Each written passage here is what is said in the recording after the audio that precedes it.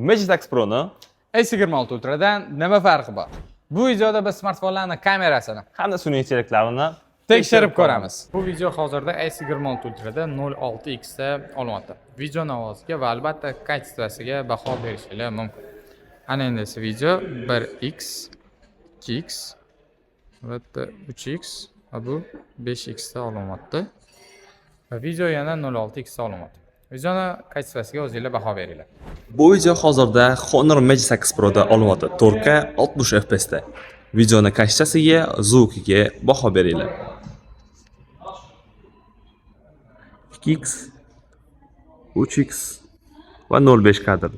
Albatta ikkinchisi sun'iy intellektlarni ko'rib chiqamiz. Qaysi smartfonning AI obyektlarini yaxshiroq o'chira oladi?